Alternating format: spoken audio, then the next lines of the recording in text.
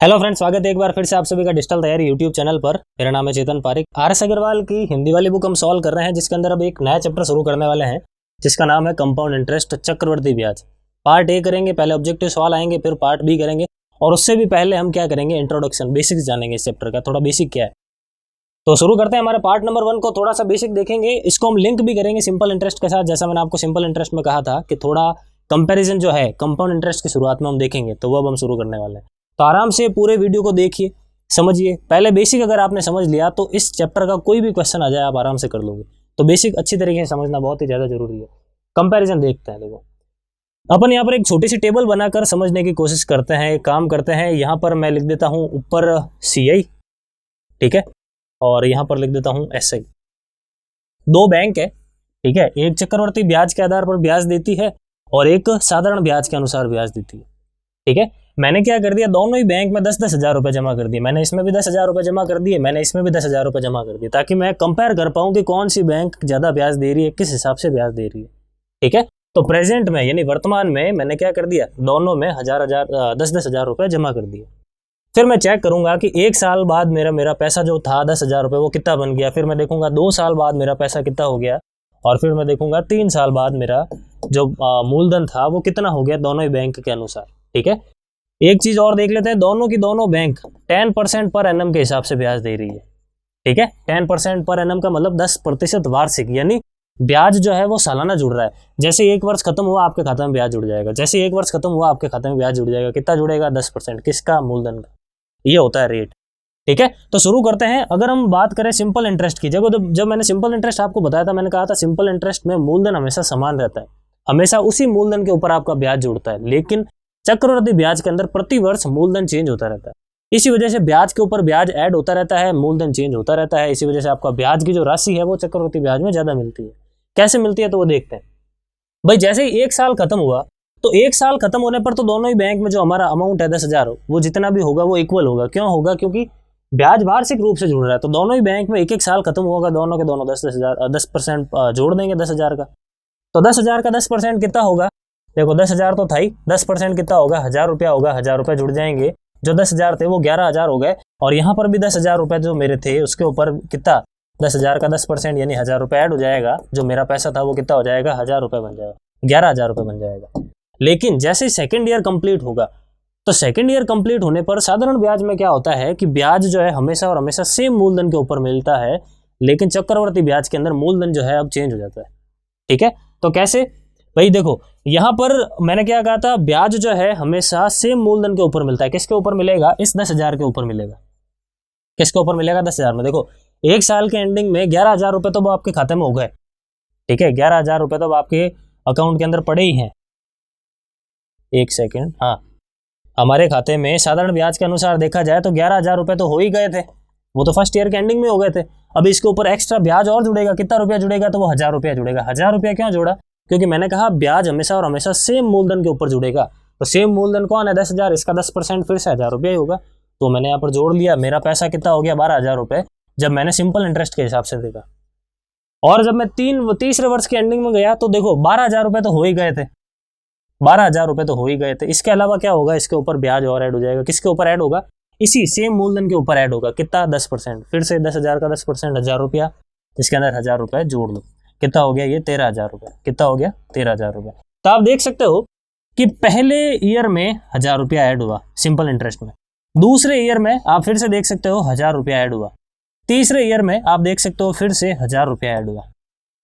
आई बात समझ में, ऐसा क्यों हो रहा है, क्योंकि मूलधन सेम है। तो यहाँ से एक पॉइंट नोट डाल के लिख लो कि सिंपल इंटरेस्ट के अंदर ब्याज जो है हमेशा और हमेशा सेम मूलधन जो इनिशियल में था उसी के ऊपर ब्याज मिलता है, पहली चीज। दूसरी चीज, ब्याज की जो राशि है वो प्रति वर्ष इक्वल रहती है। आप देखो यहाँ पर भी 1,000 रुपये ऐड हुआ, यहाँ पर भी 1,000 रुपये ऐड हुआ, यहाँ पर भी 1,000 रुपये ऐड हुआ। इन पॉइंट्स को नोट डाल के लिख लो, ठीक है। लेकिन चक्रवर्ती ब्याज की अगर मैं बात करता हूँ, देखो इसी के अंदर अब चक्रवर्ती ब्याज की बात करते हैं। चक्रवर्ती 11 हज़ार रुपये थे, ठीक है, एक साल के एंडिंग में 11 हज़ार रुपये हुए, वो तो ठीक है, ये लो 11 हज़ार तो आपके खाते में थे ही। अब इसके अलावा ब्याज और ऐड होगा, लेकिन इस बार जो ब्याज है, इस बार जो 10% ब्याज है वो आप इसका नहीं निकालोगे। साधारण ब्याज में हम इसका निकालते हैं, आप देख सकते हो, लेकिन इस बार हम ब्याज किसका निकालेंगे, इसका, क्योंकि अब हमारा मूलधन चेंज हो गया है। तो चक्रवर्ती ब्याज के अंदर आप नोट डाल के लिख लो कि ब्याज की जो मूलधन की जो राशि है वो प्रति वर्ष चेंज होती रहती है। डिपेंड करता है आप ब्याज किस तरीके से लगा रहे हो। अगर आप वार्षिक रूप से लगा रहे हो तो प्रति वर्ष ब्याज की राशि चेंज होगी। अगर आप अर्धवार्षिक रूप से लगा रहे हो तो हर 6 महीने के बाद आपकी मूलधन की राशि चेंज होगी। ठीक है, तो यहाँ पर अगर 11,000 रुपए आपके खाते में हो चुके थे तो इस बार आपको जो ब्याज मिलेगा वो इस नए मूलधन के ऊपर मिलेगा। तो 11,000 का 10% कितना होगा, 1100 रुपए होगा। तो इस बार आप इसके अंदर क्या कर लोगे, 1100 रुपए जोड़ लोगे। इनको जोड़ोगे तो कितना आएगा, देखो 0 0, फिर ये यहाँ पर आ गया 1, फिर ये कितना हो जाएगा 2, और फिर ये कितना हो जाएगा 1। आई बात समझ में? तो आप देख सकते हो 2 साल के एंडिंग में आपका जो 10,000 रुपया था वो यहाँ पर 12,100 रुपये बन गया, लेकिन यहाँ पर केवल 12,000 ही है। ज्यादा ब्याज कौन दे रहा है, ये दे रहा है, चक्रवर्ती ब्याज दे रहा है। क्यों दे रहा है, क्योंकि यहाँ पर ब्याज के ऊपर ब्याज ऐड होते रहता है।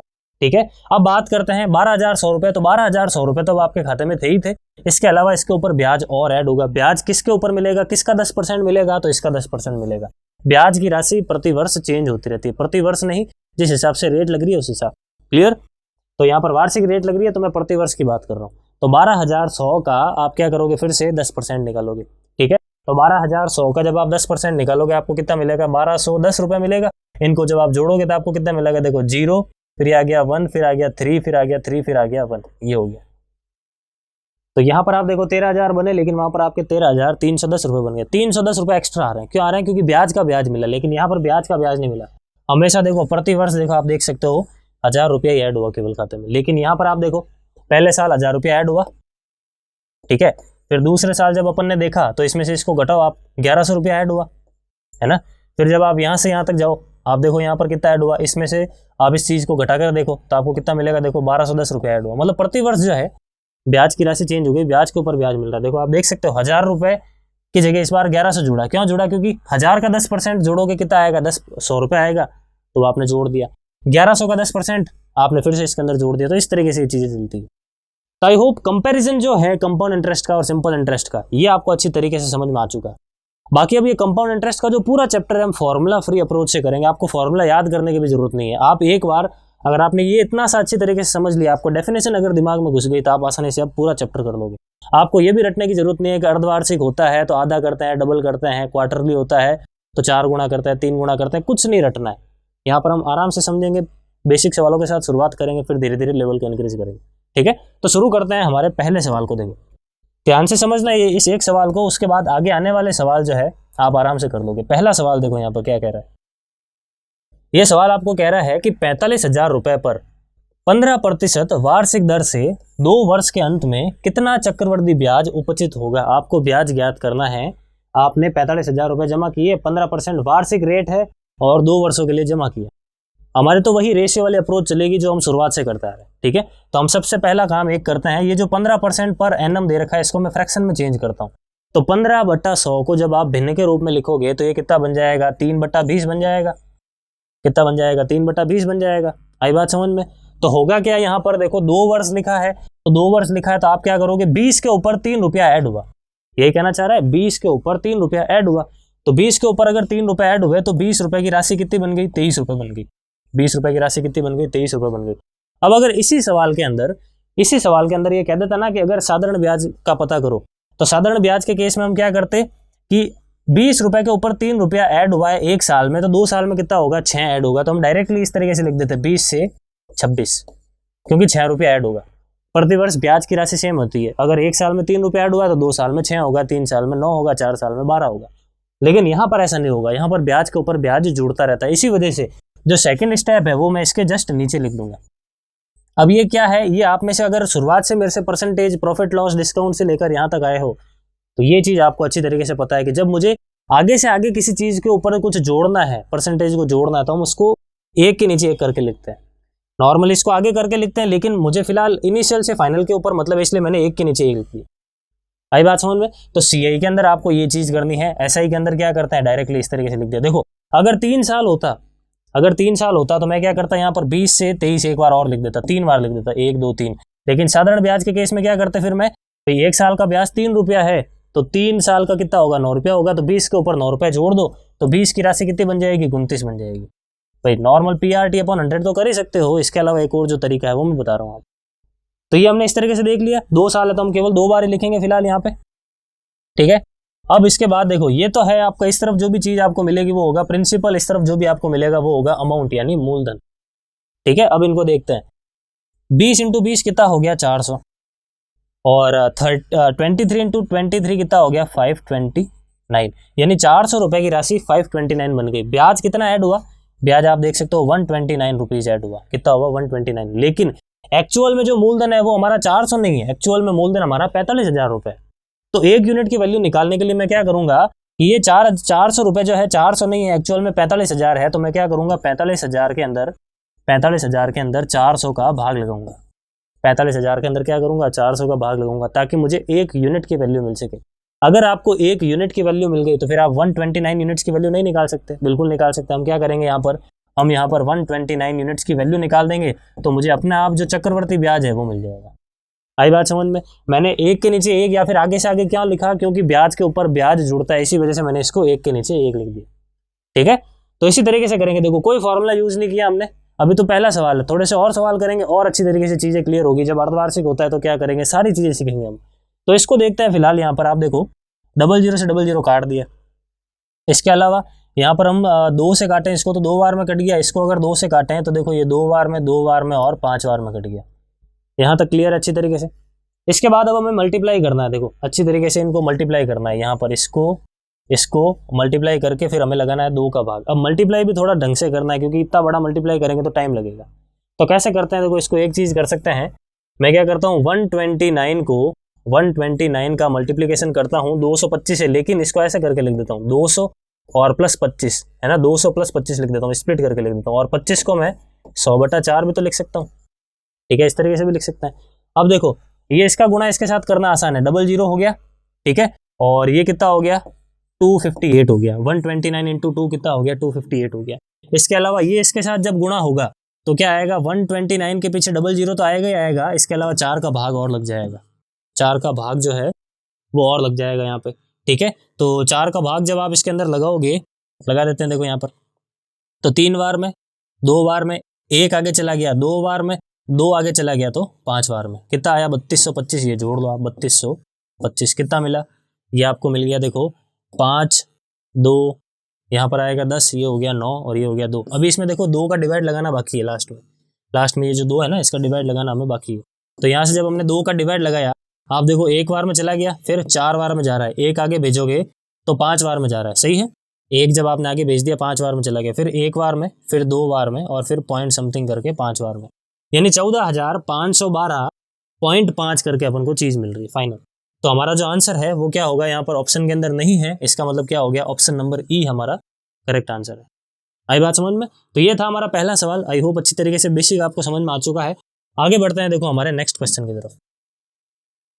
अगला सवाल देखो यहाँ पर क्या कह रहा है, ये कह रहा है कि 10,000 रुपए है, आपने 3 वर्ष के लिए चक्रवृद्धि ब्याज कितना होगा ये चेक करना है। प्रथम वर्ष 4%, दूसरे वर्ष 5% और तीसरे वर्ष 6% आपको मिला है। तो बहुत ही simple, rate of interest change कर दो। 4% को आप क्या लिखते हो 1/25 लिखते हो, यानी 25 के ऊपर 1 रुपए का ब्याज, यानी 25 रुपए की राशि कितनी बन जाएगी 26 बन जाएगी। तो 25 की जो राशि है वो कितनी बन गई 26 बन गई। आई बात समझ में। उसके बाद यहाँ पर देखते हैं आगे 5% यानी 1/20, यानी कितना हो गया 20 से 21 हो गया। उसके बाद 6% कितना होता है 3/50, 3/50 यानी कितना हो गया 50 से 53। सही है, 3/50 है, यानी 50 के ऊपर 3 यूनिट ऐड हुए हैं, तो 50 की चीज कितनी हो गई 53 रुपए हो गई। इसको यहाँ पर एक के नीचे एक करके लिख दिया। अब आपको यहाँ पर सॉल्व करना है।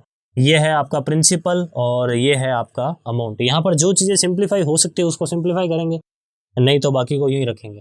ठीक है, तो 2 से अगर इसको काटें तो ये हो गया 10, अगर 2 से इसको काटते हैं तो ये कितना हो गया 13 यानी 13।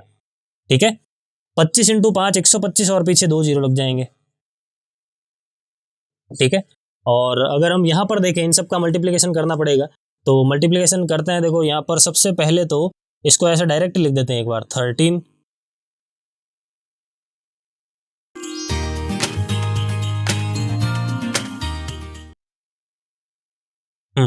यहाँ पर लिख देते हैं। देखो 13 इंटू 21 इंटू 53, पहले इन दोनों का मल्टीप्लिकेशन करते हैं। ठीक है, तो 53 इंटू 1 53, कैरी चला जाएगा 5, 53 इंटू 2 106, 106 और 5 कितने हो गए 111, कितने हो गए 111। इसमें 13 का गुणा और करना है। 13 इंटू 3 39, यहाँ पर आ गया 3, 13 और 3 कितना हो गया 16, यहाँ पर आ गया 1, 13 और 1 14, यहाँ पर आ गया 1, 13 और 1 फिर से कितना हो गया 14, यानी यहाँ पर कितना आ जाएगा 14,469, कितना हो गया 469। यहाँ तक आई बात समझ में। यानी जब 12,500 मूलधन है तो आपका ब्याज इतना है, लेकिन मूलधन एक्चुअल में है कितना 10,000 रुपये। यानी हम क्या करेंगे 10,000 के अंदर, हम 10,000 के अंदर 12,500 का डिवाइड लगाएंगे। यहाँ से मुझे क्या होगा, 1 यूनिट की वैल्यू मिलेगी। ठीक है, 1 यूनिट की वैल्यू मिलेगी। 1 यूनिट की वैल्यू मिल गई अगर आपको, तो यहाँ पर अगर आपको कंपाउंड इंटरेस्ट फाइंड करना है तो इसमें से इसको माइनस कर लो, आपको पता चल जाएगा कितने यूनिट्स आपको फाइंड करना है। तो इसमें से इसको माइनस करेंगे, अगर हम इसमें से 12,500 को माइनस करना है तो यहाँ पर कितना आएगा, देखो 9, फिर आएगा 6, 14 में से 5 चला जाएगा आएगा 9, और 3 में से 2 चला जाएगा कितना आएगा 1, यानी 1969। यहाँ पर हम क्या लिख देंगे 1969। 00 से 00 काट लो, और 25 से 5 बार में कट गया, 25 से ये कट गया 4 बार में, इन दोनों का करा लो मल्टीप्लाई, तो 9 चौक 36, यहाँ पर आ गया 3, 6 इंटू 4 24, 24 और 3 कितने हो गए, 24 और 3 हो गए 27, यहाँ पर आ गया 2, उसके बाद 9 इंटू 4 36, 36 और 2 कितने हो गए 38, यहाँ पर आ गया 8, यहाँ पर आ गया 3, और फिर 4 और 3 कितने हो गए 7, और डिवाइड में क्या करना है मुझे 5 करना है।